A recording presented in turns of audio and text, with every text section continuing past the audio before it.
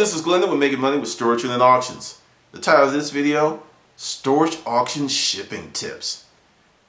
If you're a storage auction hound, you know there are several different places that you can sell your items that involve shipping. eBay, Craigslist, certain collectible forums. There's a lot of ways that you can make a deal.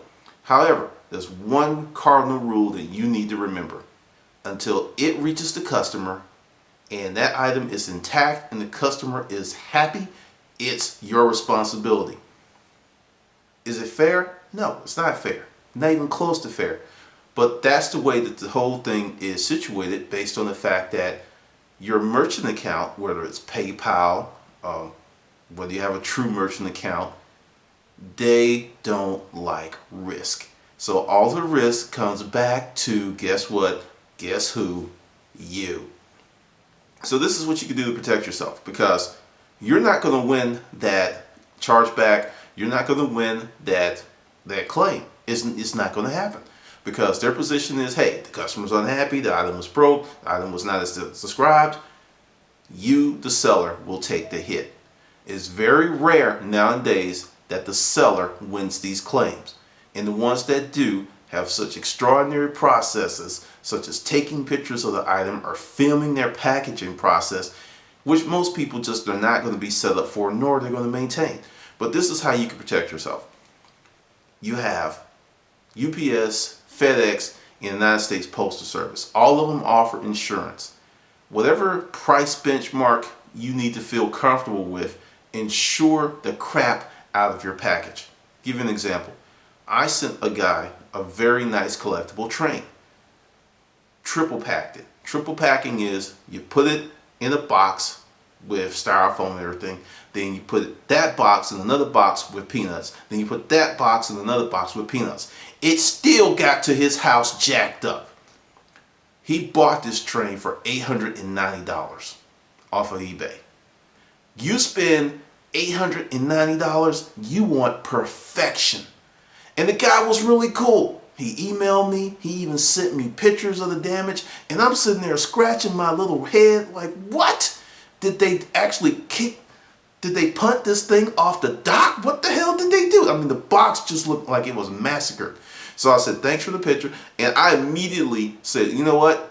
This is what we're going to do. You're going to get your money back, but I need to find out, because I'm going to file a claim. And just because I've been down this road before, I insured that train for $1,250. That's right. So, like I said, the guy was cool. He was not an asshole, and he had the valid point. He did not get his products. It wasn't my fault. It wasn't his fault. It was the shipper's fault.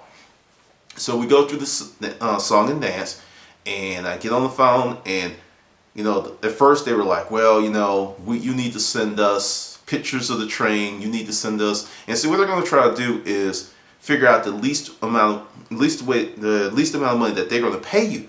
So, but they didn't know. I was smarter than the average bear. So I sent her 3 pictures and 3 websites where that train was being sold, and they were all more than $1,250. Long story short, within 2 weeks, I got my $1,250. I refunded the guy his $890, and oh yeah, keep it. You can keep it. I don't care. And I made money on the deal. Sometimes you have to spend money to protect money. Now, I know a lot of people take chances and think, well, they should ship it and most of the packages get there.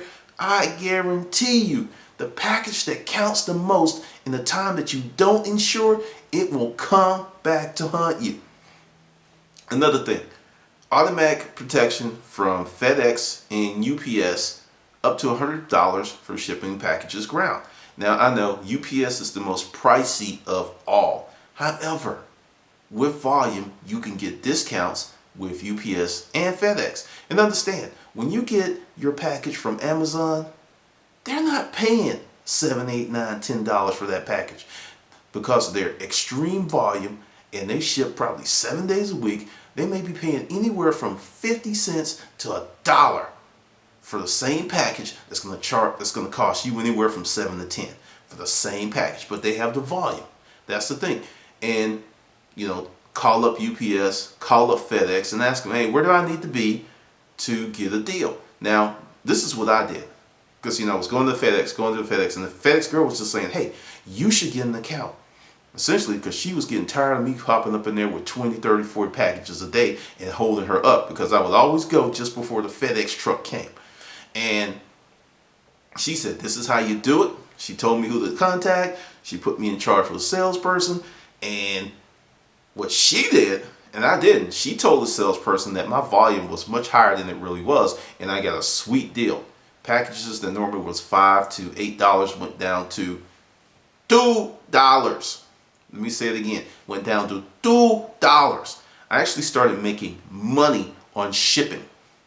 You still can, but you got to have the volume. If you're shipping like 5 things a week, no, you're not going to qualify. But if you are shipping 30, 40, 50, I know people who are shipping like 100 things a week, 200. You can get some type of discount, and it also makes things easier. Because instead of you schlepping that stuff to the post office, or you schlepping that stuff to FedEx or UPS, they come to you every day to pick up. It's a wonderful thing.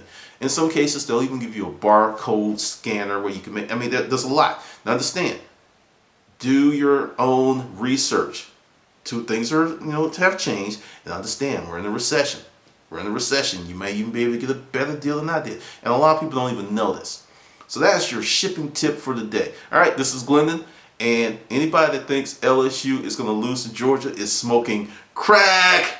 Smoking crack. I'm telling you, they're going to come back. Because when you miss field goals on LSU, it comes back to haunt you. Ask me how I know. Just ask me how I know. For real though.